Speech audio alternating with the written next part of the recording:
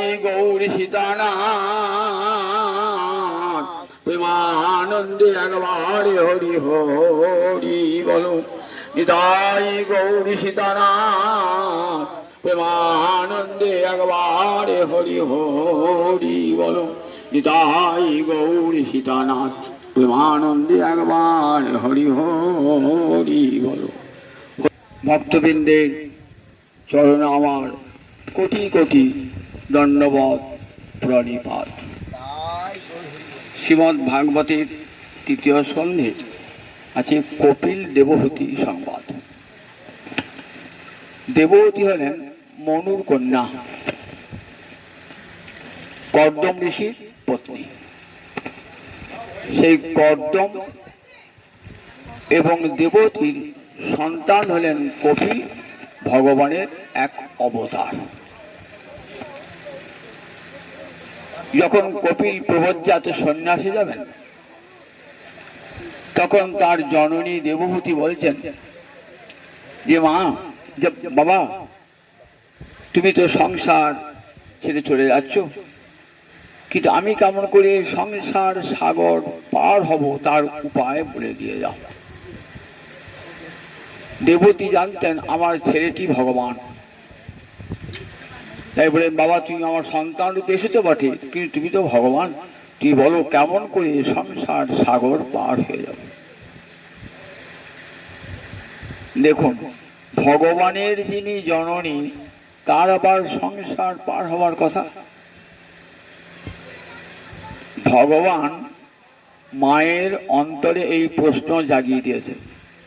মা জিজ্ঞাসা করবেন, মাকে উত্তর দেবেন, জগতের জীব শুনতে পাবে যে কেমন করে সংসার সাগর পার হওয়া যাবে। মা তো সংসার সাগর পার হয়ে আছেন, ভগবানকে যিনি পুত্র রূপে আছেন তার আবার সংসার সাগর। কেবলমাত্র লোক শিক্ষার জন্য মায়ের অন্তরে এই প্রশ্ন জাগিয়ে দিয়েছে। কি উত্তরটা দিয়েছে দেখুন। এই কপিল ভগবান অবতার, সাংখ্য দর্শন রচয়িতা। ভারতবর্ষের ছটা দর্শনের মধ্যে প্রথম দর্শন হল সাংখ্য দর্শন। ভাগবতে এই সাংখ্য দর্শনের কথা, ভাগবতের তৃতীয় অধ্যায়ে সাংখ্য দর্শনের কথা আছে। আর একজন কপিল ছিলেন, তিনি কিন্তু নাস্তিক কপিল, ঈশ্বরকে স্বীকার করেন নাই। এই যে কপিল, ইনি সিদ্ধানাং কপিল মুনি, গীতায় দেখবেন ভগবান বলেছেন না যে আমি সিদ্ধ মানুষের মধ্যে ভগবান বিভূতি যুগে আমি কপিল মুনি, সিদ্ধানাং কপিল মুনি, সিদ্ধ পুরুষদের মধ্যে আমি কপিল। গঙ্গাসাগরে যার স্মৃতিচিহ্ন রয়েছে, আপনারা যান প্রতি বৎসর, সেই গঙ্গাসাগরে যে কপিল মুনি আছে ইনি ভাগবতের কপিল। বলছেন কপিল তখন উত্তর দিচ্ছেন, শুনুন কি বলছেন। শতাং প্রসঙ্গান মম বীর্য সংবিদ ভবন্তি হৃৎকর্ণ রসায়না কথা তজ্জোষনাথ আশু অপবর্গ বর্তনী শ্রদ্ধারতির ভক্তির অনুক্রমেশ্বতী। মা, তুমি সাধুদের সঙ্গ করবে। শতাং প্রসঙ্গাত, উপসর্গটা দিলেন কেন? উপসর্গ কি করে? ধাতুর অর্থকে বিশিষ্টতা দান করে। এটাই হলো উপসর্গের কাজ। ব্যাকরণে উপসর্গের কাজ হলো ধাতুর অর্থের বিশিষ্টতা দান করে। তার উপসর্গ শুধু সঙ্গ বলতে পারতেন তো, শতাংশ সংজ্ঞা না বলে উপসর্গ দিলেন কেন? বলে প্রকৃষ্ট, এখানে উপসর্গ অর্থ প্রকৃষ্ট। সাধুদের সঙ্গটা হলো প্রকৃষ্ট সঙ্গ। বিষয়ের সঙ্গে কি হবে? আপনি পাঁচজন বিষয়ী সঙ্গ করছেন, তো সে নিজের দুঃখের কথা, রোগের কথা, সংসারের কথা, রাজনীতির কথা এই বলবে। কিন্তু সাধুরা জানেন যে যেটুকু পরমায়ু ভগবান দিয়েছেন সেটুকু পরমায়ু গোবিন্দ সেবার জন্য। দেবহিতং জদায়ু, ঋষিরা বলেছেন ওং ভদ্রং কর্ণেভি সিন্মাম দেবা ভদ্রং পশ্যেম অক্ষবীজযত্রা স্থিরৈরঙ্গৈ স্তুষ্টুবংশস্তনভি দেবহিতং জদায়ু। দেবহিত, দেবতা নির্দিষ্ট যে পরমায়ু, তার জন্য কানে যেন ভালো কথা শুনতে পায়, হরি কথা ছাড়া জগতে আর ভালো কথা কি আছে? একমাত্র হরি কথা। চোখেও যেন ভালো জিনিস দেখি, গোবিন্দ দর্শন করি চোখ দিয়ে। বেদের ঋষিরা বলেছে, দেখো কান আর চোখ দুটো সাধনের কেমন অঙ্গ দেখো। কানটি পেতে দাও সাধুদের সবাই, আর কিচ্ছু করতে হবে না। যোগ জ্ঞান ধ্যান তপস্যা কিচ্ছু করতে হবে না। সাধুদের সবাই যাও, দেখবে সাধুরা আমার রূপের কথা, আমার গুণের কথা, আমার মহিমার কথা, আমার পরিকরের কথা নিরন্তর বর্ণনা করছে। তারা ভাবছেন বুঝি সময় ফুরিয়ে এলো, আর বোধ আমার হরিকথা বলা হবে না। তারা দ্রুত হরিকথা বলে চলেছেন। বলে সেই সাধুতে যাও, তারা যেন হরিকথা ছাড়া জগতে অন্য সমস্ত কথাই তাতে বৃথা, পরমায়ু নষ্ট হয়। ভগবান কৃপা করে যে পরমায়ুটা দিয়েছেন, এর কত মূল্য বলুন একবার, কত মূল্য একবার। এই পরমায়ু যদি চলে যায় আর গোবিন্দ ভজন হবে? তাই পরমায়ু থাকতে থাকতে গোবিন্দ ভজন করতে হবে, ভাবতে হবে, আবার প্রতিমূর্তি ভাবতে হবে, এই বোধহয় আমার মৃত্যু এলো, এই বুঝি আমার মৃত্যু হলো। ধর্ম কার্য করবার সময় এই বুঝি আমার মৃত্যু হলো। শাস্ত্র বলছে দেখো, কখন ভাববে আমার রোগ হবে না, আমি জরাব্যাধি প্রাপ্ত হব না? কখন? অজরামরবৎ প্রাজ্ঞ বিদ্যাম অর্থঞ্চ চিন্তায়। যখন বিদ্যার্জন করবে, যখন অর্থ উপার্জন করবে, তখন ভাববে আমি অজর, আমি অমর। কিন্তু গৃহীত্বা ইব কেশেষু মৃত্যু না ধর্মম আচরে। ধর্মাচরণ করবার সে কি ভাববে? যম আমার চুলের মুঠি ধরে টানছে, আজ কথা বলছি, কাল হয়তো কথা বন্ধ হয়ে যাবে। এই মুহূর্তে কথা বলছি, পরবর্তী কথা হয়তো বন্ধ হয়ে যাবে। যম আমার চুলের মুঠি ধরে আবার পিছনে টানছে। তাই ধর্মাচরণের ক্ষেত্রে কি ভাববে? যত তাড়াতাড়ি ভগবত ভজন করা যায়, যদি আর ভজন করতে না পারি। তাই সাধুরা সেটা জানে। সাধুরা কি করেন? সাধুরা 5 জন সাধু একত্রিত হই, তারা কি করে? ইষ্ট গোষ্ঠী। ইষ্ট গোষ্ঠী মানে যে বলতে পারে হরিকথা ভালো, তাকে বলেন তুই বক্তার আসনে বসো, আর আমরা বসে বসে শুনবো, একে বলে ইষ্ট গোষ্ঠী। ইষ্ট গোষ্ঠী কোথায়? 5 জন ভক্ত একত্রিত হলি, তারা অন্য কোনো কথা না বলে কৃষ্ণ কথায় মগ্ন হয়ে থাকত। তাই মা, তোমাকে কোথাও যেতে হবে না, তোমাকে যোগ জ্ঞান ধ্যান তপস্যা যাগ যজ্ঞ কিছুই করতে হবে না। তুমি একবার সাধুদের সবাই গিয়ে কানটা পেতে দেবে, কোনো কষ্ট নাই। যোগ সাধনা করতে হবে না, জ্ঞান সাধন সমগ্র বেদ পড়ে জ্ঞান সাধনা করতে হবে না, আবার যাগযজ্ঞে ঘি ঢালতে হবে না, উপবাসও করতে হবে না। একবার ভাগবতের আসরে বসে কানটা পেতে দেবে, কত বড় লাভ বলুন দেখি। একবার ভাগবতের আসরে যদি কানটা পেতে দেন, কোটি কোটি যজ্ঞ করে সে ফল লাভ হবে না, কোটি কোটি অশ্বমেধ যজ্ঞ করলেও সে ফল হবে না। একবার হরিকথা আসরে যদি কানটি পেতে দেন, কি বলছেন দেখুন, যার কোন মুনি ঋষির কথা নয়, স্বয়ং ভগবান কপিল দেব তার মাকে বলছেন। তাহলে এই কথাটার মধ্যে কোনো বঞ্চটা, কোনো ছলনা নাই। কথাটা তো ভগবানের কথা। মাকে বলছেন মা, আবার কাকে বলছেন? নিজের মাকে। তোমাকে কিচ্ছু করতে হয় না মা, যোগ জ্ঞান ধ্যান তপস্যা কিচ্ছু করতে হবে না, সাধুদের সভায় যাও। তজ্জসনাথ তুমি কি করবে? যে বুঝতে না পারো কথা, তা তো ক্ষতি নাই, কথাটার সেবা করবে তো, কথাটার মূল্য আছে। প্রবিষ্ট কর্ণরন্ধ্রীর, কানের ছিদ্র দিয়ে কথাটা প্রবেশ করে কি করবে? ভক্তজনের হৃদয়ে স্বচ্ছ সরোবর তুল্য করে দেবে, যেখানে ভক্তি পদ্ম ফুটে উঠবে, ভক্তি কমল ফুটে, ভাব কমল ফুটে উঠবে। তাই যাও মা, সদাং প্রসঙ্গান মম বীর্য সংবিদ ভবন্তি হিতকর্ণ রসায়ন কথা। মা দেখবে ভালো লাগবে। প্রথম যদি হয়তো কথায় রুচি আসবে না, শুনতে শুনতে দেখবে সে কথা কেমন হৃৎকর্ণ রসায়ন। হৃৎকর্ণ হৃদয়ে আনন্দান করবে, আবার কর্ণে আনন্দান করবে। কানের ভিতর দিয়ে যখন মরমে প্রবেশ করে যাবে না, কানের ভিতর দিয়া মরমে পৌঁছিল গো, আকুল করিবে কমধু শ্যামে নামে আছে গো, বদন ছাড়িতে নাহি পারে। কৃষ্ণ নাম সই কেবা শুনাইল শ্যাম নাম।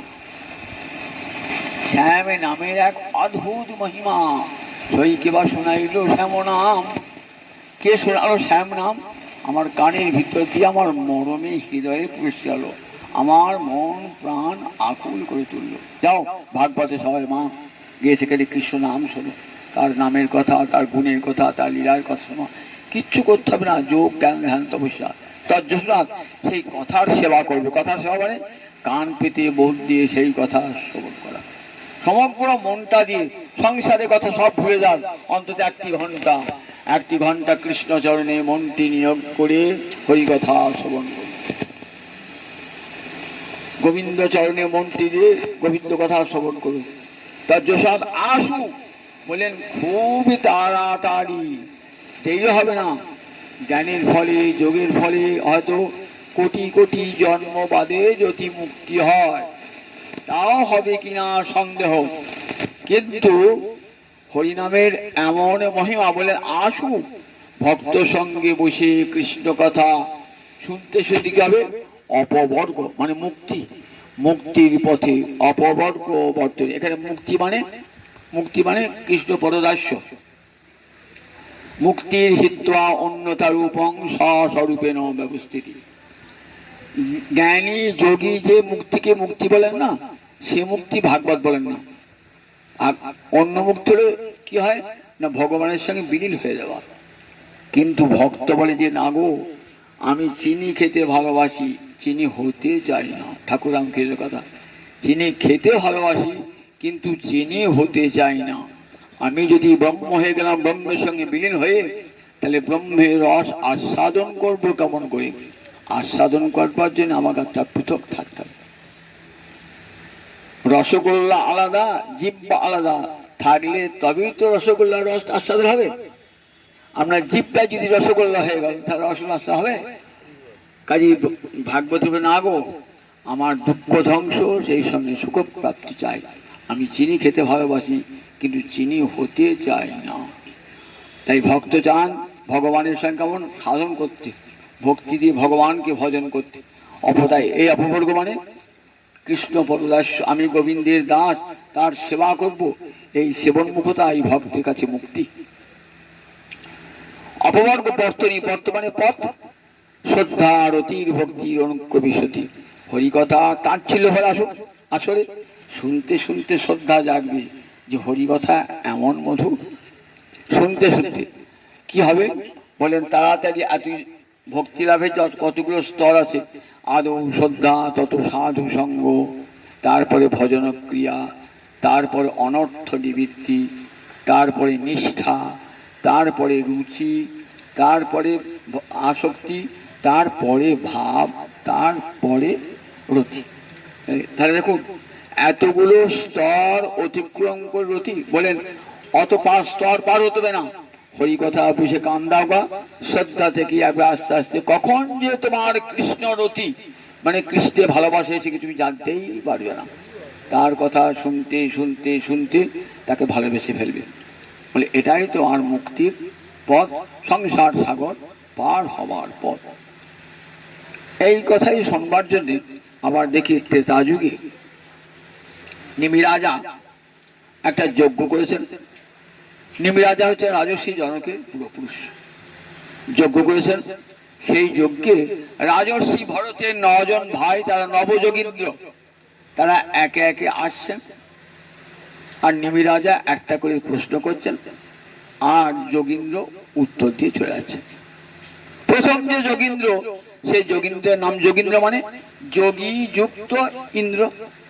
যোগী মানে ভগবানের সঙ্গে যে যুক্ত, ভগবানের সঙ্গে সব সময় ভগবানের সঙ্গে কায় মনোবাক্যে ভগবানের সঙ্গে অনন্যাস চিন্তন্তমাং যোজনা পর্যুপাসতে। ভগবানের সঙ্গে অনন্য মনে যারা যুক্ত হয়েছেন তাদেরকে বলে যোগী।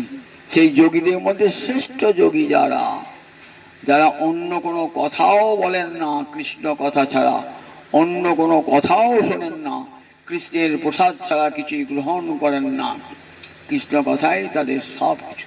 কি করে বেঁচে থাকেন বললেন, কৃষ্ণ নাম রসের সুধা এই তাদের বললেন তাদের জীবনকে বাঁচিয়ে রেখে দেয়। সেই যোগীন্দ্রের 9 জন যোগীন্দ্র দেখতে 5 বছরের বালকের মতো এক এক আসছেন আর জিজ্ঞাসা করছেন নিমিরাজা, প্রথম যোগীন্দ্র নাম কবি যোগীন্দ্র। কবি বাণী বলেন যিনি নিপুণ দ্রষ্টা অর্থাৎ ক্রান্তদর্শী, জীবনের সত্য ভূমিকে চরম ভূমিকে যিনি দর্শন করেছেন তাকে বলে কবি। নামটিও সার্থক, জীবনের চরম সত্যকে ভগবান শ্রীহরিকে দর্শন করেছেন, হৃদয়ে সাক্ষাৎকার করেছেন, তাই কবি। বলছেন ধর্মান ভাগবতান ভূত যদি ন শ্রুতয়ে ক্ষমা।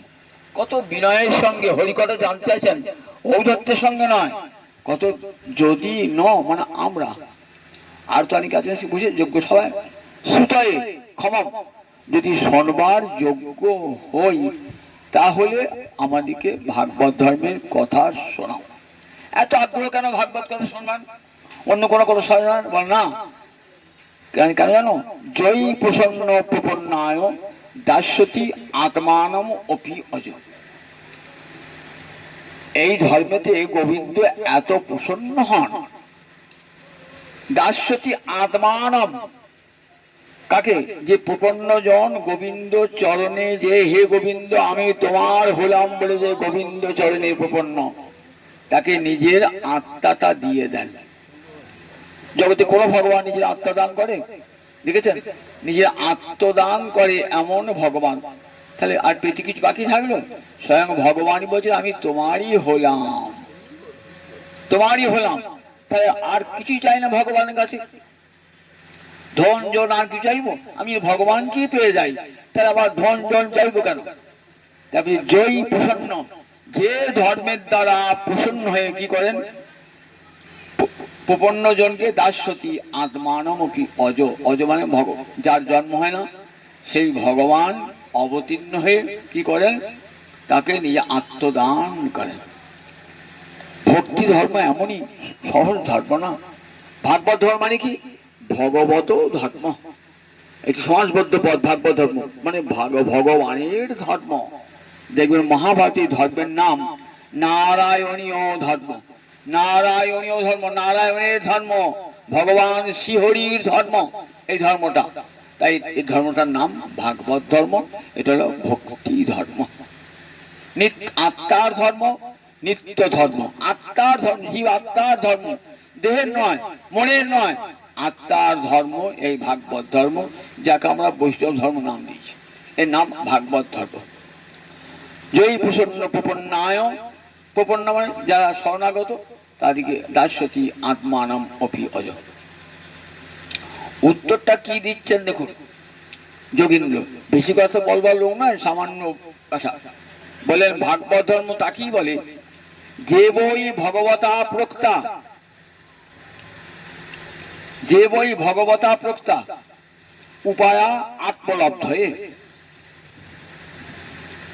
ভগবান নিজে বলেছেন যে ধর্মের কথা, সেটি ভাগবত ধর্ম। ভগবান নিজে বলেছেন, সেটাই হলো ভাগবত ধর্ম।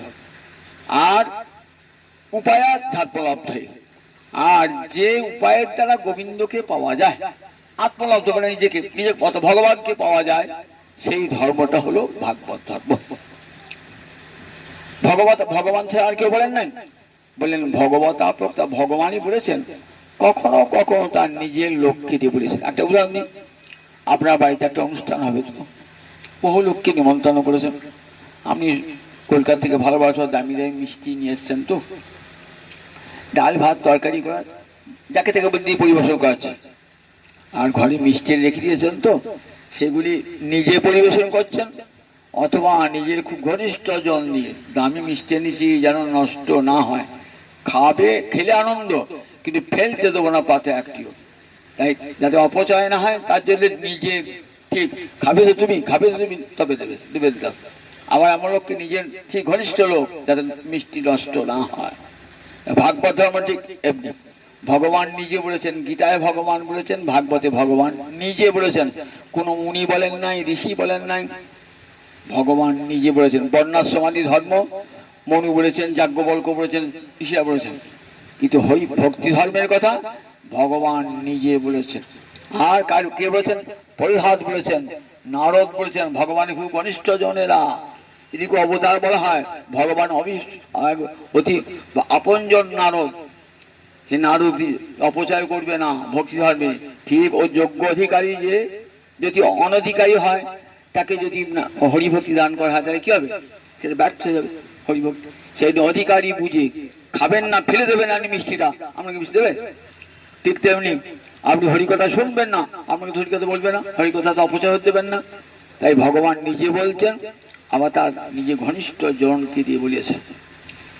আবার উপায় ঝাটপ্রাপ্তি, এই উপায়ের দ্বারা ভগবানকে পাওয়া যায়। যে উপায় দ্বারা ভগবান, অন্য ধর্মের দ্বারা কি পাওয়া যায়? মুক্তি পাওয়া যায়, ভক্তি পাওয়া যায়, ভগবানকে পাওয়া যায় না। আপনি জ্ঞান সাধন করলেন তো, জ্ঞানের ফলে কি পাওয়া যায়? কোথাও দেখাতে পারবেন যে জ্ঞানের ফলে ভগবানকে কেউ পেয়েছে? জ্ঞান সাধন যোগের ফলে ভগবানকে পেয়েছে? একটা উদাহরণ দেখাতে পারবেন না। যাগযজ্ঞ করে ভগবানকে পেয়েছে দেখাতে পারবেন? একটা উদাহরণ নাই যে যাগযজ্ঞের দ্বারা ভগবানকে পেয়েছেন, জ্ঞানের দ্বারা ভগবানকে পেয়েছেন, যোগের দ্বারা ভগবানকে পেয়েছেন, নিষ্কাম কর্মের দ্বারা ভগবানকে পেয়েছেন। একটা উদাহরণও দেখাতে পারবেন না। মুক্তি পাবে কিন্তু গোবিন্দ সেবা পাবে না। কিন্তু ভক্তি ধর্মের কি হবে না, ভগবান মুক্তি তো হবেই, মুক্তি পথে পড়ে আছে, মুক্তি তো পাবেই, উপরন্তু ভগবানের সেবা পাবে। মুক্তি ভক্তি ভারানি দাসী নগরীং গচ্ছন গ্রামং পশ্যতি ইতিবৎ। আপনি কলকাতা নগরী যাবেন তো ট্রেনে চেপেছেন, পাশে পাশে অনেক, দুপাশে অনেক ছোটখাটো শহর আছে, সেগুলোর জন্য পয়সা দিতে হয় না, কিন্তু আপনার দেখা হয়ে যাচ্ছে ট্রেনে বসে, কামরা থেকে সব দেখা হয়ে যাচ্ছে। কি যাবেন আপনি কলকাতা, আমি গোবিন্দ চরণে যাব, দুপাশে মুক্তি পাশে দাঁড়িয়ে আছে সেবা করবার জন্য। তাই চতুর্বিধা মুক্তি পাশে দাঁড়িয়ে রয়েছে দাসীর মতো ভক্তি মহারানীকে সেবা করবার জন্য। তবে উপায় আর ঝাঁটপ্রাপ্তি, ঝাঁটপ্রাপ্তি হি আত্মপ্রাপ্তি, সন্ধি করে ঝাঁটপ্রাপ্তি বলে ভগবানকে পাওয়ার জন্য যে ধর্ম, অঞ্জপুংসাং অবিদুষাং বৃদ্ধি ভাগবতান হিতান, এই ধর্ম আচরণ সবাই করতে পারে, সার্বভৌম সার্বজনীন ধর্ম। আপনাকে যদি জ্ঞান সাধন করতে পারি, আজ কি করে করতে হবে? বেদ পড়েছ? ও বাবা, বেদের নামই তো শুনে ভালো করে, বেদ পড়বে? হ্যাঁ, বেদ পড়ে নিখিল জ্ঞান অর্জন করো, তারপরে সম দম তিতিক্ষা উপরতি নিয়ে এসো, তারপর তোমার জ্ঞানের অধিকার হবে। তাহলে থাকলো, আমি আর পারলাম না। আর বাবা কোথায় বেদ নামই শুনেন, আবার বেদ যদি বা নাম শুনলাম, বেদ তো পড়তেও পারবো না, তাহলে জ্ঞান হলো না। আচ্ছা, যোগ সাধন করতে পারবে? ধ্যান ধারণা প্রাণায়াম আনতে পারবে?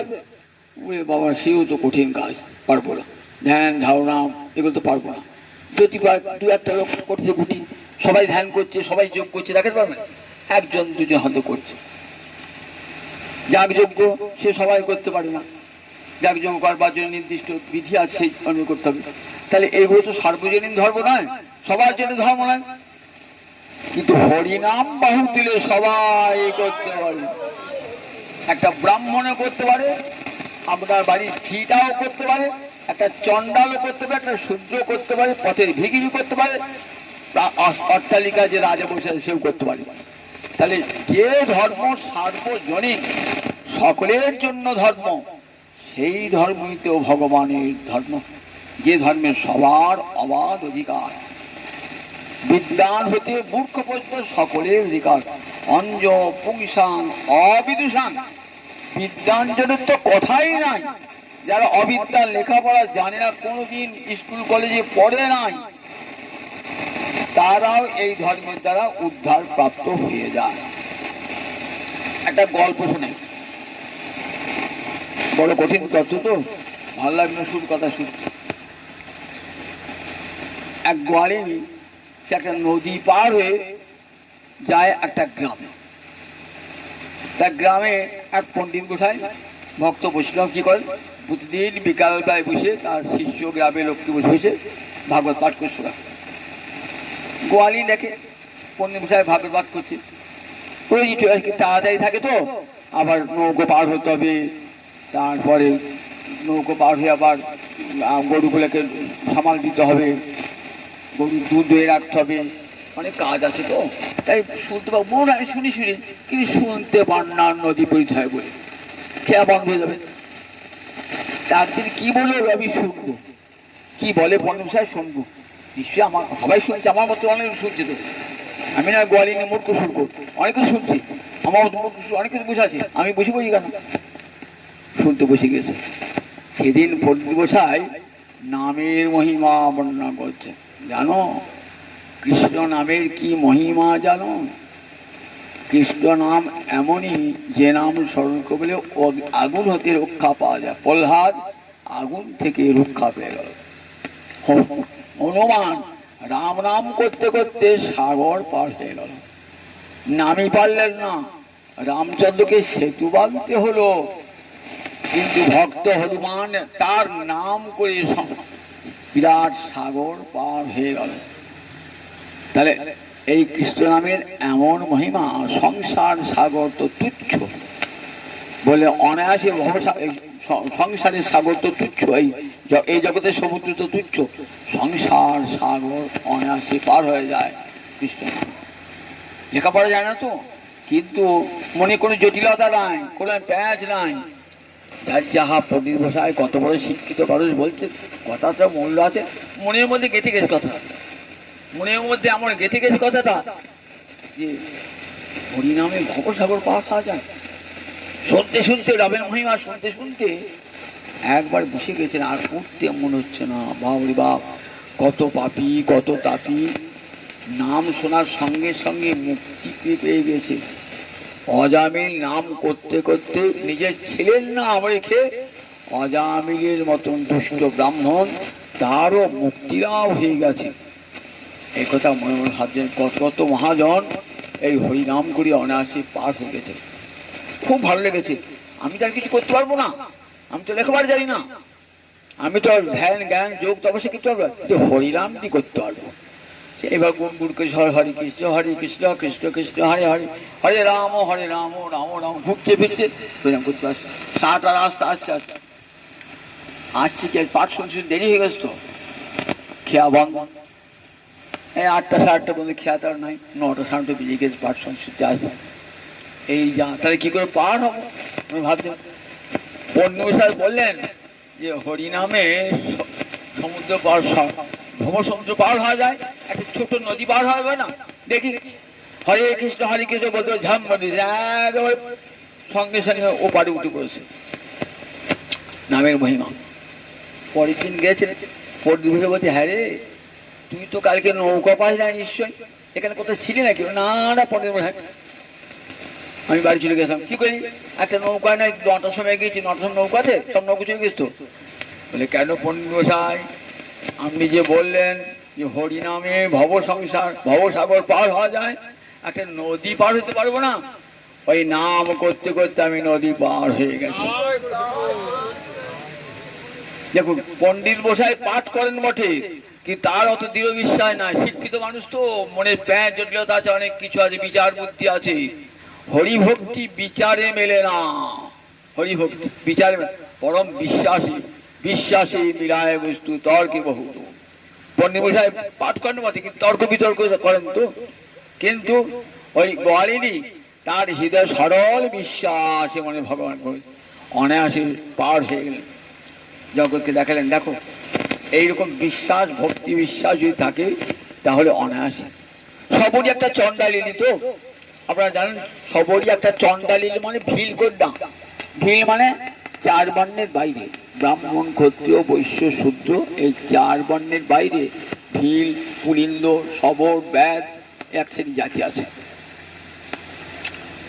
তা গুরুদেব কৃপা করে তাতে বিচার করেন না। সত্যিকারে যারা বৈষ্ণব গুরু হন না, তারা বিচার করেন না কে হাঁড়ি, কে মুচি, কে ডম, কে ভিল, কে সকলকে হরিনাম দেন। আর জানেন কৃষ্ণ নামে সবার অধিকার, কৃষ্ণ নাম কারো অধিকারী বিচার করে না। কৃষ্ণ নামে যাই নাহি জাতি কুলাদি বিচার, ইমোহন কি করে মহরণ কুল, কপি কুলে জন্মি বীর হনুমান, শ্রীরাম ভকত রায়।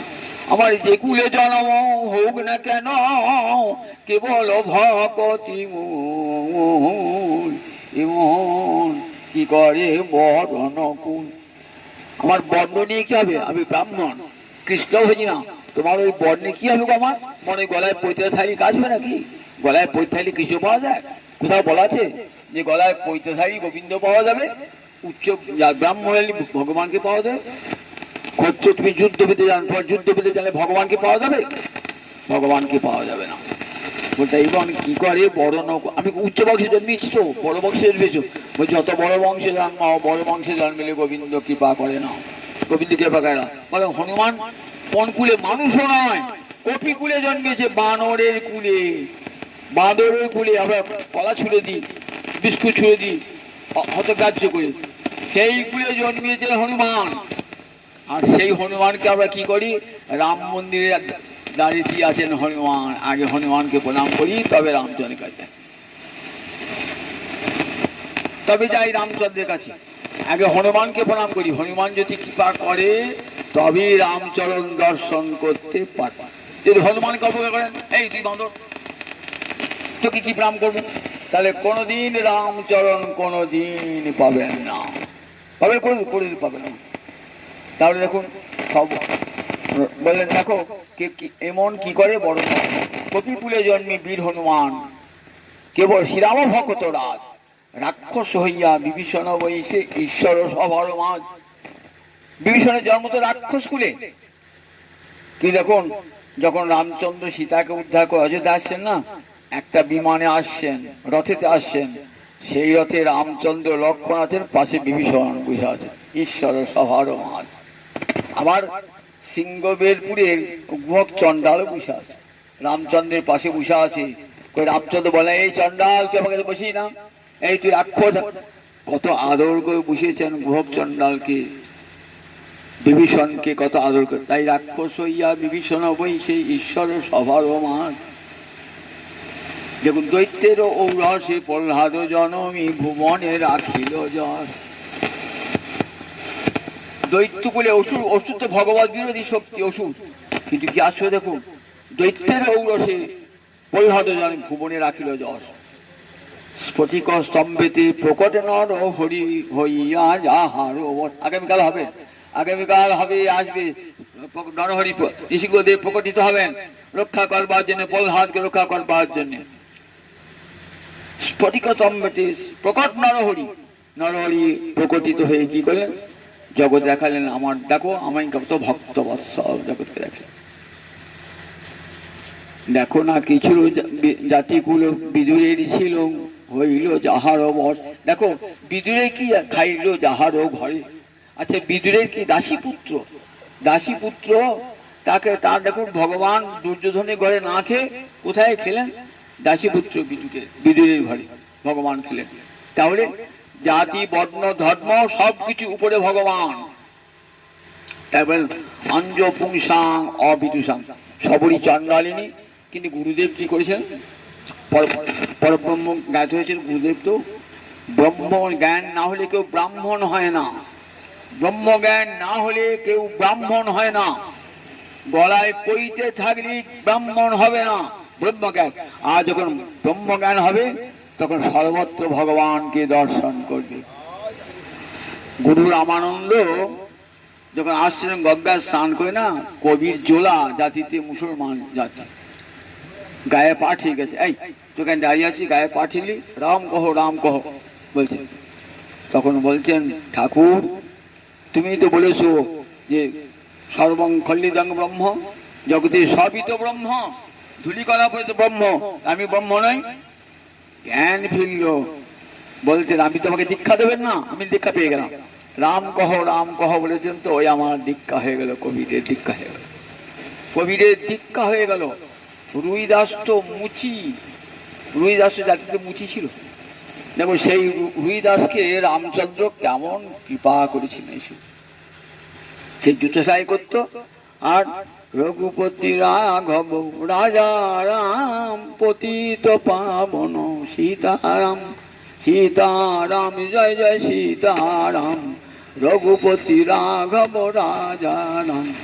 জুতো সাই করছে রাম নাম, জুতো সাই করছে রাম নাম করছে। রামচন্দ্র ব্রাহ্মণের ছদ্মবেশে এসে কি করলেন? এই নে, তোকে কিছু করতে হবে না, আমি তোকে এই পরশমণি এই পাথরটা দিলাম, যা তার থেকে দেখ সোনা হয়ে যাবে। জুতোর রেখে যেখানে পেরেক বাড়ে না সেই লোহার, সে ঠিকই দিয়ে সোনা হয়ে গেল। ও তুমি গিয়ে কি করলে? আমার জাত ব্যবসা নষ্ট করে দেবে? আমি প্রতিদিন তিনি জুতো সাহেব করতে পারি। যাও দাঁড়িয়ে গেল, আমি নেবো না, আমি তোমার পরশমণি নেবো না, যাও যাও, পাথর নেবো না, এই পাথর নেবো না। না, আমি রামচন্দ্র সাহেব কাউকে যাই না, রামচন্দ্র সাহেব কিছু চাই না, আমার কিচ্ছু চাই না, পরশমণি চাই না। নেবে না? না, রেখে দিচ্ছ, রেখেছি, চালের বাতায় গুজিয়ে রেখে দিয়েছে। পরের দিন এসেছেন পাঁচটা মোহর নিয়ে, এই নে 5টা মোহর। না না, আমার মোহর টোহর কিছুই চাই না, নিয়ে যাও, তুই মোহর ফিরে নিয়ে যাও, মোহর ফিরিয়ে নিয়ে যাও। দেখেছেন রুইদাস ফিরিয়ে দিচ্ছেন, আর রামচন্দ্র বারবার আসছেন তাকে নিজ ভক্তকে রক্ষা করবার জন্য। রানী চাইলেন দীক্ষা নিতে। কার কাছে দীক্ষা নেবেন? দেখুন, কোন ব্রাহ্মণের কাছে নয়। কার কাছে দীক্ষা নেবেন? রানী জানেন ওই মুচির মহিমা কেমন, রুইদাসের মহিমা কেমন। কাশীর ব্রাহ্মণরা বলে, কি করছো? মুচি কাছে আমাকে দীক্ষা নেয় দেখি। তা বললে, তোমরা ওই বাইরে মুচিই দেখছো, আমি ঠিক জায়গাতে দীক্ষা নেব। দীক্ষা নিয়েছেন, এবার ব্রাহ্মণ ভোজন করবেন খুব ইচ্ছা। রুইদাস গিয়েছেন, ব্রাহ্মণ ভাই তুই আলাদা বস, তুই আলাদা বস, আলাদা বস সরিয়ে গিয়েছেন। ব্রাহ্মণ রুইদাস সরষে যাচ্ছে, বুঝতে? ছি ছি ছি, আমি সামান্য মানুষ, রুইদাস সরষে যাচ্ছে। ব্রাহ্মণ দেখছে আশ্চর্য ব্যাপার, যেখানে বসে সেইখানে রুইদাস, যেখানে বসে সেইখানে রুইদাস, যেখানে বসে সেইখানে রুইদাস। কোথায় যাবে? সব জায়গাতে রুইদাস দেখাচ্ছে, রামচন্দ্র দেখাচ্ছে, রুইদাসকে কোথায় অবজ্ঞা করে যাবি? সর্বত্র রুইদাস আছে। তখন ব্রাহ্মণদের জ্ঞান ফিরল, বললেন, রানী তুমি ঠিক জায়গায় দীক্ষা গ্রহণ করেছ। যার ব্রহ্ম জ্ঞান হয়েছে পৈতে পাচ্ছ না, ভালো করে তাকিয়ে দেখো, হৃদয়ে কেমন পৈতে আছে, দেখো যথার্থ পৈতে আছে। দেখো, যে কৃষ্ণ নাম করে, রাম নাম করে, তার আবার জাতি বিচার তার বেঁচে করো না। বৈষ্ণবরা কোনো চিন্তা করেন না। তাই গুরুদেব কি করলেন? ভিলকন্যাকে দীক্ষা দিয়ে গেলেন, খুব আদর করে দীক্ষা দিলেন। 16 বছর বয়স, বিবাহের বয়স, যৌবন, তখন তার হরিভজন সবাই নাই। মন থেকে ভিলকুলে জন্মালি কি হবে? যে সংস্কার নিয়ে জন্মিয়েছে, আগের জন্মে কত হরিভজন করেছে, তাই ভিলকুলে হয়তো কোনো অপকর্মের ফলে ভিলকুলে জন্মিয়েছে বা ঠিক, কিন্তু মনটি ভগবান শ্রীহরিতে লগ্ন। গুরুদেব বুঝতে পেরেছেন, জহুরি জহর চেনে, জহুরি ছাড়া চিনবে না কেউ। আমার কাছে নামিয়ে সোনা নয় পিতল, বুঝতেই পারবো না। কি জহুরি কষ্টি পাত্রে ঘষে বললেন, এটা সোনা, এটা পিতল। তাই জহুরি জহর চেনে। জহুরি ঠিক চিনেছেন যে সবরি যে সে লোক নয়, সবরি, সবরি চণ্ডালিনী। দেখুন, সবরি চণ্ডালিনী এর কি করলেন? বাবা বিয়ে ঠিক করছে, এই 1 দিন 2 দিন বাদে বিয়ে হবে। গুরুদেব এসে বলে, দেখ আমি কানে মন্ত্র দিলাম, এই রাম হবে তোর পতি, এই রাম নাম ভজন কর, রামচন্দ্রই জগৎপতি, সেই তোর পতি। এই যে গুরুদেব বলেছেন, তা লেখাপড়া জানে না, কিছুই জানেন না। রামই পতি, সে রাম ছাড়া আর কিছুই ভজন করেন, মনে মনে কেবল রাম রাম রাম রাম রাম রাম চিন্তা করে। বিয়ে হবে, আগের দিন রাত্রে বাড়ি থেকে পালিয়ে এলো। কেউ আর সবরি দেখা পেল না। বাবা কাকা জ্যাঠা সব খুঁজে পেল, কোথায় সবরি? চলেছে কোথায়? পম্পা সরোবরের তীরে, যেখানে রাম লক্ষ্মণ সীতা অনুসরণ করতে গিয়েছেন। সেখানে কোথায় মুনি ঋষিরা থাকেন, সেখান থেকে একটু দূরে একটা কুঁড়ে বেঁধে থাকেন। কুঁড়ে বেঁধে থেকে কি করেন না, প্রতিদিন কাঠ কুড়িয়ে এনে ঋষিদের দেন। ঋষিরা স্নান যাবেন বলে পথ ঝাড় দেন, পথে ঝাড় দেয়। একদিন স্নান করেছে, তখন তো ঋষিরা বলে, তুই আমাদের সরোবরে স্নান করলি, ওই সরোবর তো অপবিত্র হয়ে গেল, ওই সরোবর তো অপবিত্র হয়ে গেছে, আমরা তার স্নান করতে পারবো না। আর সরোবরে স্নান করতে ভাবে, সবই ভাবছে, ইচ্ছি আমি কি অন্যায় করলাম। ঋষিরা সরোবরে স্নান করেন, সেই সরোবরে আমি স্নান করলাম, নিজেকে খুব অপরাধী ভাবছি। আর প্রতিদিন ফল এনে রেখে দেন, আমার প্রভু আমার প্রতি রামচন্দ্র আসবে, খাওয়াবো তাকে। এমনি করতে করতে সেই 16 বছর বয়স থেকে আজ 80 বছর বয়স হয়েছে, বৃদ্ধ হয়ে গেছে, চুল পেকে গেছে। রামচন্দ্র লক্ষ্মণের সঙ্গে সীতা অন্বেষণে বার হয়েছেন, এসেছেন পম্পা সরোবরের তীরে। দেখুন, ঘরে বসে কুটিরে বসে চণ্ডালিনী ডাকছে, রামচন্দ্র কি করে জানতে পারলেন? চলে যেমন ডাকছে, তিনি অন্তর্যামী তাই বুঝতে পারেন। আপনি ঘরে বসে রাখুন, ভক্তি ধর্ম কেমন দেখেছেন তো, ঘরে বসে চোখের জলে রাখুন গোবিন্দকে, গোবিন্দ জানতে পারবেন এই ঘরে বসে রাখছে। চলে গেলেন কুটিরের মধ্যে, কুটির আলো করে দাঁড়িয়েছে রাম লক্ষ্মণ। কি আনন্দ! সবরীরাজ জল এনে চরণ দুটি ধুয়েছে, রাম লক্ষ্মণের চরণ ধুয়েছেন, উত্তম পাতাতে বড় পদ্ম পাতায় বসতে দিয়েছেন, নানাবিধ ফলমূল এনে রামচন্দ্র লক্ষ্মণের কাছে নিবেদন করেছেন, চোখের জলে ভাসছেন, নিজের মাথার চুল দিয়ে চরণ মুছিয়ে দিয়েছেন, জোর হাতে বসে আছেন। সবরীকে কৃপা, সবরী তোর হাতের ফল কি মিষ্টি রে। ওই সবরী হাতের ফল গেলেন। সবরী বলে, আমি প্রভু আমি অন্যায় করেছি, কি ওই সরোবরে স্নান করছি তো সরোবরটা অপবিত্র হচ্ছে। কে বললে? কে বলে? ঋষিরা বলেছেন, দেখ ওই সরোবর তুই যতক্ষণ স্নান না করবি না ওই পুজ রক্তে ভরা থাকবে সরোবর। ঋষিরা উঠে দেখছেন সরোবর নয়, পুজে রক্তে ভর্তি। রামচন্দ্রকে বল, যতক্ষণ সবরী স্নান না করছে ততক্ষণ ওই জল পবিত্র হবে না। সবরীকে দিয়ে স্নান করালেন, স্বচ্ছ শরীর হয়ে গেল। কোথায় পুঁজ রক্ত চলে গেল। দেখলেন কি মহিমা সেই পম্পা সরোবরের, কি মহিমা সবরীর স্নানে। দেখুন ভীলকন্যা চণ্ডালিনী, সে রাম নাম তাকে গুরুদেব দান করেছেন, আর সেই রাম নামের ফলে একদিন না একদিন তার প্রাপ্তি হল। ভক্তি ধর্মে এমনই। তাই বলে দেখো কেমন এই রাম বলে, অঞ্জ পুংসাং অবিদুষাং, অবিদ্যাঞ্জন যারা তারাও অনায়াসে, অঞ্জ মানে অনায়াসে পাবে, কিছুই করতে হবে না। তারা বসে বসে ঘরে বসে বসে খঞ্জনি বাজিয়ে হরে কৃষ্ণ কৃষ্ণ কৃষ্ণ হরে হরে, হরে রাম রাম রাম হরে হরে। যান আস্থায় নররাজন না প্রমাদ্যেত করিচিত। বললেন অন্যান্য জ্ঞান যার যজ্ঞ করতে গেলে যদি ভুল ত্রুটি হয়ে যায় না, তাহলে সেটা ফল হবে না। আপনি যজ্ঞ করছেন তো, যজ্ঞের ফলে স্বর্গে যাবেন, এর বেশি কোনো ফল হবে না। কিন্তু স্বর্গেও যেতে পারবেন না যদি বেদের একটা মন্ত্র স্বর যদি ভুল হয়ে যায়। বেদের যজ্ঞের দেশকাল দ্রব্য যদি কোনো ত্রুটি ঘটে যায়, তাহলে ফল তো হবেই না, উপরন্তু ভিন্ন ফল প্রসব করবে। কিন্তু হরিনাম করতে গিয়ে করতে করতে খানিকটা বন্ধ হয়ে পারলেন না, পরে করলে তাতে কোনো কিন্তু প্রমাদ হবে না। অনবধানতা জন্য কোনো ত্রুটি ভগবান ধরবেন না। এই ধর্মের কোনো ত্রুটি ভগবান ধরেন না, কোনো ত্রুটি হবেন। স্বল্পমাত্র যদি করেন, আমি আমার সকাল সন্ধ্যে শুধু হরিনাম করবো, বলে একটু করলেই হবে। সকাল সন্ধ্যায় একবার করে বসে বসে, হরিতলায় বসে বসে, মন্দিরে বসে বসে হরে কৃষ্ণ কৃষ্ণ কৃষ্ণ হরে হরে, হরে রাম রাম রাম হরে হরে। একটু খঞ্জয় বাজি, একটু বসে গীতা পাঠ করলেন, একটা তুলসী পাতা চন্দনে মাখিয়ে গঙ্গা জল দিয়ে গোবিন্দ চরণ নিবেদন করলেন। কি হবে? তুলসী দল মাত্রে ন জলস্য চুলুকে নেওয়া বিক্রি নিতে সমাত্মা নং ভক্তে ভো ভক্ত বৎসলম। একটা তুলসী পাতা আর এক গুণ গঙ্গা জল যদি কেউ গোবিন্দ চরণে গোবিন্দায়ন মূলে অর্পণ করে, গোবিন্দ কি করেন? নিজের আত্মাকে বিক্রয় করে দেন সেই ভক্তের কাছে। বলুন কোন ধর্মেতে ভগবান আত্মাকে বিক্রয় করে দেন? আত্মাকে বিক্রয় করা মানে কি বলুন?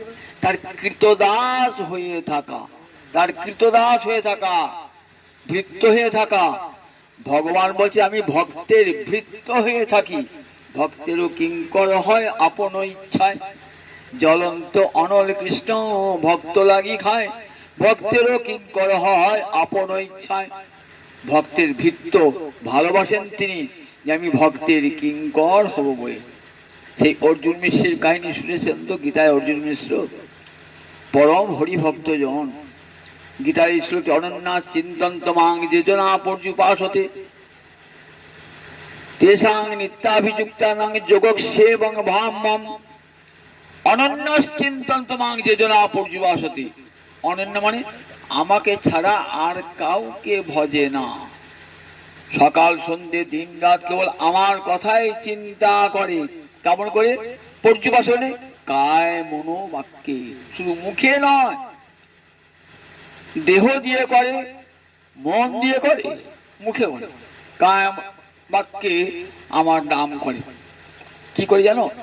সেই যারা নিত্যাভিযুক্ত আমি তাদের যোগ এবং ক্ষেম বহন করি। যদি কেউ বলে সারাদিন না তো হইরাম করবো, খাবো কি, দুটো পয়সা করতে হবে না, চার দিতে হবে না, বলে একবার করে দেখো না কি ফলটা হয়, একবার করে দেখলি তো হয়ে যাবে।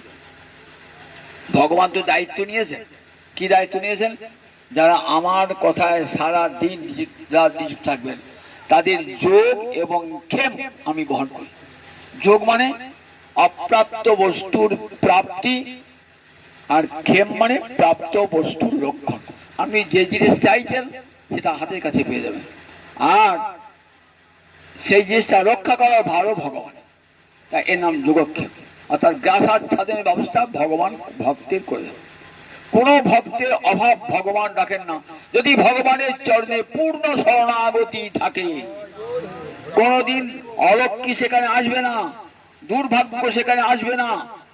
অলক্ষী তার ঘরেই ভাষা বাঁধে যেখানে নারায়ণের সেবা নাই, সেখানে অলক্ষী যায়। বলে যেখানে নারায়ণ আছে আমি সেখানে স্থির, সেখানে আমি সব সেবা আছি। আর যেখানে নারায়ণ নাই, নারায়ণের আদর নাই, আমি সেই গৃহে যাই না। সেই গৃহে অভাব অনটন দারিদ্র দেখা দেবে। লক্ষ্মী যাবেন না সেই গৃহে, যে গৃহে কৃষ্ণ থাকলেই মা লক্ষ্মী সুস্থিরা। দেখবেন বলা আছে, লক্ষ্মীর পাঁচালিতে বলা আছে, বলা আছে কৃষ্ণের কাছে যেমন তুমি স্থির হয়ে থাকো, অচঞ্চল হয়ে থাকো, আমার গৃহে তুমি কি বলেন পাঁচালিতে, আমার গৃহে তুমি অচঞ্চল হয়ে থাকো, যেমন কৃষ্ণে থাকো। কৃষ্ণের বাম পাশে থেকে লক্ষ্মী কেমন অচঞ্চলা, চঞ্চলা হন না। তাই ঘরে যদি লক্ষ্মীকে বেঁধে রাখতে চান তাহলে গোবিন্দ সেবা করতেই হবে। গোবিন্দ সেবা, লক্ষ্মী চিরকাল থাকলে আর কোনো দারিদ্র অভাব কোনো দিন আসে না। ভগবানের গীতার গীতাবাক্য মিথ্যা হয়ে যায়, যদি তাই হয় তাহলে গীতাবাক্য তো মিথ্যা হয়ে যায়। যোগক্ষেম এবং ব্রাহ্ম, আমি তার যোগ এবং ক্ষেম বহন। উদাহরণ আছে জগতে? বলে হ্যাঁ উদাহরণ আছে। অর্জুন মিশ্র বলে এক পণ্ডিত ব্রাহ্মণ, খুব পণ্ডিত কিন্তু ভক্ত। পাণ্ডিত্য এবং ভক্তি এই মণিকাঞ্চন যোগ সবসময় দেখা যায় না। পণ্ডিতের সাথে ভক্তি হয় না, আর ভক্তিমান লোকের পাণ্ডিত্য হয় না। কিন্তু পাণ্ডিত্য ভক্তির মণিকাঞ্চন যোগ অর্জুন মিশ্র। গীতার একটা টিকা লিখছেন তিনি। টিকা মানে ব্যাখ্যা লিখছেন, শ্লোকটা ব্যাখ্যা করছেন। এইখানে যে যোগক্ষেম এবং বহাম্যম, বহাম্যম সন্ধিভালি কি হয়? বহামি যুক্ত অহম, অহম মানে আমি, বহন করি, আমি বহন করি। ভাবছেন ঐশ্বর্য, ভগবানের দুটো রূপ তো, একটা ঐশ্বর্য মূর্তি, একটা মাধুর্যময় মূর্তি। যারা ঐশ্বর্যের উপাসক তারা ভগবানের শঙ্খচক্র গদা পদ্ম মূর্তির উপাসনা করে। ভগবান বাবরে বাপ, যে ভগবান অনন্ত কোটি ব্রহ্মাণ্ড ঈশ্বর, তিনি মাথায় করে বইয়ে দেবেন, এটা ঠিক হবে না। এটা মানতে পারছেন না যে ভগবান মাথায় করে বইয়ে দেবেন। তাহলে বহামি শব্দের কি অর্থ হবে? দদামি ইত্যর্থ, আমি দান করি, যে কোনো পায়ে দান করি, এটি অর্থ হবে। মাথায় করে বহন করি এটা মানতে পারছেন না। ঐশ্বর্য মার্গের ভক্ত তো ভাবতে পারছেন না, বৈদি ভক্তির অধিকারী ভাবতে পারছেন না। তাই কি করেছেন? বহামিটা কেটে দিয়ে লিখেছেন দদামি। এইবার ভিক্ষায় বার হয়েছেন, কিন্তু পরম কৃষ্ণ ভক্ত ভিক্ষায় বার হয়েছেন। সে ভিক্ষা করতে করতে একটা গাছ তলায় বসে হরিনাম করেই যাচ্ছেন, করেই যাচ্ছেন। ও বাবা, কত বেলা হয়ে গেল, আর তো কেউ ভিক্ষা দেবে না, অবেলা হয়ে গেছে, অপরাহ্ন বেলা তো কেউ ভিক্ষা দেয় না। কি করি? খালি থলি নিয়ে বাড়ি ফিরছি। গিন্নি তো বলবে কি আনলে গো, উপোস করে বসে আছি, সারাদিন গেলে তুমি কখন ভিক্ষা আনবে, সেই চাল ফুটিয়ে ভগবানকে নিবেদন করবো, খাবো, এখন তোমার পাত্তা নেই। দেখেছো বেলা 3টে হয়ে গেল, এখন তোমার পাত্তা নেই। বললে কয় দেখি থলে দেখি আছে, আজ আমি কিছুই আনতে পারিনি, কিছুই আনতে পারি নাই। আচ্ছা, কিছুই যে আনতে পারো নাই, তাহলে ঘরে এত খাদ্য সম্ভার কি করে এলো?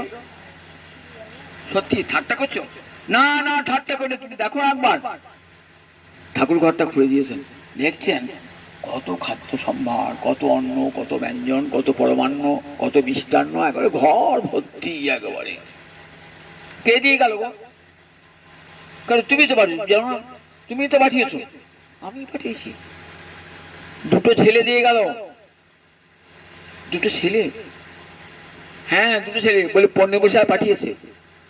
একটা ছেলে বেশ কেমন জানো, খুব কালো কুচকুচে, আর একটা সুন্দর দেখতে ফর্সা আমি ছেলে, দুটো ছেলে প্রায় সমবয়সী দুটো ছেলে, মাথায় করে আনছি আর চলে যাচ্ছে, মাথায় করে আনছি আর চলে যাচ্ছে। আমি একবার দেখলাম পাশ ফিরেছে না, পিঠে রক্ত, পিঠে রক্ত, বলে পণ্ডিত মশাই আমাদের অঙ্গ চিড়ে দিয়েছে, কলম দিয়ে চিড়ে দিয়েছে। আমি বলি পণ্ডিত মশাই কোনোদিন তো একটা পিঁমড়েকে পড়তে মারে না, মশা গায়ে মশা বইলে মশাই খেতে দেয়, মশাকে মারে না। আর হ্যাঁ আমি দুধের বালক যদি গায়ে পিঠে ছিঁড়ে দিল, রক্ত বার হচ্ছে, হ্যাঁ কাছে বসিয়ে কি করেছেন, রক্ত মুছিয়ে দিয়েছেন ভালো করে আদর করে, যে বাবা তোরা এত খুব বহন করে নিয়ে এলে তো ঠিক খাও, খেয়ে যাও। বলে আমার সময় নাই, আমারও সময় নাই। পণ্ডিত মশাই আমি বুঝা বইতে পারছিলাম না বলে পণ্ডিত মশাই পিঠে মেরেছে। আমি মেরেছি দুটো ছেলেকে, বলে হ্যাঁ পিঠে রক্তের দাগ রয়েছে, বলে আমি বুঝা বইতে পারি না নাকি সেই জন্য মেরেছেন। বললে গৃহিণী তুমি সত্যিই ভক্তিবতী, আজ গোবিন্দের দর্শন পেয়েছো, আমি ভজন করেও পেলাম না, ভজন করে পেলাম না। ছুটে গেলেন, ঘরে গিয়ে গীতাটা দেখলেন, সেখানে দদামিটা কেটে দিয়ে বহামি বহামি বহামি তিনবার লিখে দিলেন, বহামি বহামি বহামি। আর পিঠে রক্ত কেন, ওই বহামিটা কেটে দিয়েছিলেন তো। গীতা বাক্যে আঁচড় কাটলে কি হয়, গোবিন্দের অঙ্গেই আঁচড় লাগে। গীতা মে শরীরং পার্থ, গীতা আমার শরীর, তাই গোবিন্দের অঙ্গে আঁচড় লেগেছে। দেখুন ভগবান বলছে যোগক্ষেম বহাম্য, আমি তার যোগ এবং ক্ষেম বহন করি। তাইলে ভক্তির পথে চলে যাও, জান আস্থায় নররাজন ন প্রমাদিত করিছি। বললেন দেখো এই পথ ধরে চলে গেলে ন স্খলেত ন পথে, স্খলন হবে না, পতন হবে না। এই পথে গেলে পারে, যোগের পথে গেলে পারে স্খলন হতে পারে, পতন হতে পারে। জ্ঞানী জ্ঞানভ্রষ্ট, গীতা দেখেছেন তো, যোগী যোগভ্রষ্ট হয়, জ্ঞানী জ্ঞানভ্রষ্ট হয়। কি কোথায় শুনেছেন ভক্ত ভক্তি ভ্রষ্ট হয়েছে? একটা উদাহরণ দেখাতে পারবেন না, একটা উদাহরণ দেখাতে পারবেন না। যদি কেন রাজর্ষি ভরত যে হরিণ হয়েছিল, বলছি রাজর্ষি ভরত হরিণ হয়েছিল হরিণ কথা চিন্তা করতে করতে, কিন্তু হৃদয়ে কৃষ্ণ ভক্তি যায় না। হরিণ হয়ে সে কৃষ্ণ চিন্তা করছে। কোথায় কোথায় হরি কথা হচ্ছে, বেদ পাঠ হচ্ছে, সেইখানে বসে হরি বেদ শুনছে, প্রসাদ গ্রহণ করছে। আবার যখন প্রাণ পরিত্যাগ করছে, কৃষ্ণ নাম চিন্তা করতে করতে প্রাণ পরিত্যাগ করছে। জগতের কোনো হরিণ কৃষ্ণ নাম চিন্তা করতে প্রাণ পরিত্যাগ করে? দেখো রাজর্ষি ভরতে ভক্তি যায় না, তাই ওটা তার পতন নয়। পতন তখনই পতন হবে যখন হরিনাম হরি কথা ভুলে যাবে, তখনই সেটা হবে পতন। পতন হয় না, দেহটা পাল্টিয়েছে। চিত্রকেতু বৃত্রাসু হলো, কিন্তু বৃত্রাসু কৃষ্ণ ভক্তি যায় না। নর্মদার তীরে যখন বজ্র দাঁড়িয়েছেন, বলছি বজ্র নিক্ষেপ করো, বজ্র নিক্ষেপ করো, তাড়াতাড়ি আমি হরিচরণে চলে যাবো, গোবিন্দ সেবার জন্য আমার অন্তর আকুল। অবাক হয়ে গেছে ইন্দ্র, বৃত্রাসুরের হৃদয়ে কৃষ্ণ ভক্তি, বৃত্রাসু বলছে আমি হরিচরণে চলে যাবো, মনটা আকুল। মহারাজ পরীক্ষিত সূর্য বলছেন কি করে হলো? তখন সুখদেব জানো প্রাগ জন্মনি অনুশিক্ষিতম, পূর্বজন্মে ভক্তি শিক্ষা নষ্ট হয় নাই, দেহটা পাল্টিয়েছে, কিন্তু হরি ভক্তি নষ্ট হয় না, হরি ভক্তি কখনো নষ্ট হয় না। তাই দেখুন হরি ভক্তি, তাই বলছে জান আস্থায় নররাজন ন প্রমাদিত করিছে। চোখ বুঝে, নেত্রের মিলল, চোখ বুঝে ভক্তির পথে চলে যাও। কৃষ্ণ নাম করতে করতে আতবিধি নিষেধ কোনোটাতেই নাই। বসে বসে হরি নাম করো, একাদশী ব্রত পালন করো, জন্মাষ্টমী রাধাষ্টমী এই ব্রতগুলি পালন করো, ভগবানের নাম নাও, ভাগবতী কথা শ্রবণ করো, আর কিচ্ছু করতে হবে না। ন স্খলিত ন পথে, জান আস্থা নররাজন, নেত্রের মিলল, চোখ বুঝে চলে যাও, ঠিক একদিন না একদিন গোবিন্দ চরণে পৌঁছিয়ে যাবে। আর তোমাকে নেওয়া যায়, যদি পথে পতন হয়, দাঁড়িয়ে আছে প্রহ্লাদ, দাঁড়িয়ে আছেন মহারাজ, অম্বরীশ দাঁড়িয়ে আছেন। এই দেখো যে আমরা কোন পথে চাই, যে পথে বঞ্চ পথে অন্ধকার, সে পথে চাই না। আমরা যাই কোন পথে, যে পথে রাত্রিবেলা লাইট জ্বলছে, বন ঝোপ নাই, প্রতিমধ্যে পুলিশ আছে। এই যে গোবিন্দ যাওয়ার পথ না, এই ভক্তির পথ, পুলিশ দাঁড়িয়ে আছে। কে দাঁড়িয়ে আছে? প্রহ্লাদ দাঁড়িয়ে আছে, মহারাজ অম্বরীশ দাঁড়িয়ে আছেন, নারদ দাঁড়িয়ে আছেন। যদি কেউ পড়ে যায় তুলে নেবেন, পথে করে হিংস্র জন্তুর ভয় নাই, তুলে দিয়ে একবার নিয়ে যাবেন কোথায়, একবার কৃষ্ণ চরণে নিয়ে যাবেন। যদি জানতে পারেন এই যে আমার পথের পথিক, হাতে ধরে তুলে নিয়ে গোবিন্দ চরণে পৌঁছে দেবেন। এই ভক্তির পথ, এটি আমার মহাপ্রভু করুণার দান, কোনো ভগবান দেন নাই। এই অনর্পিত চরিচিরাত এই আমার মহাপ্রভু করুণার দান। বলেন কলিকালে আর কোনো ধর্ম নাই, বলে কলিকালে যাগ যজ্ঞ তপস্যা ব্রত কিছুই হবে না।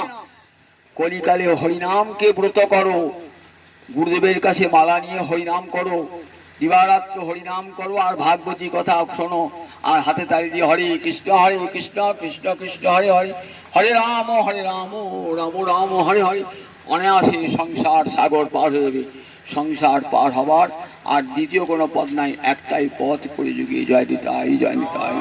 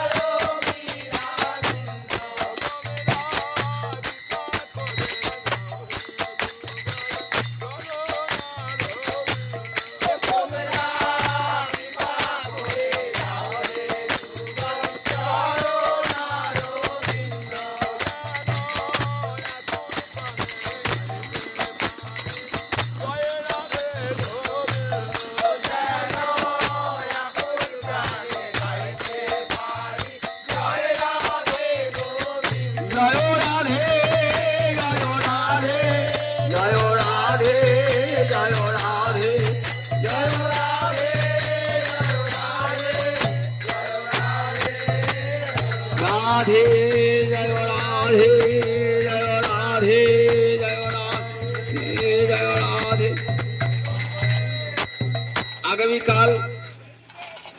আগামীকাল মধু ঘোষের বাড়িতে নৃসিংহ চৌদশী। আগামীকাল নৃসিংহ চৌদশী প্রতিটি পালন করবেন। সারাদিন উপোস থেকে সন্ধ্যাবেলা মায় দেখাবেন, আর একাদশীর মতো করবেন। সন্ধ্যাবেলায় নৃসিংহদেবের জন্ম, কথাবার্তা শুনে নৃসিংহদেবের কথা শুনে ভাত খাবেন।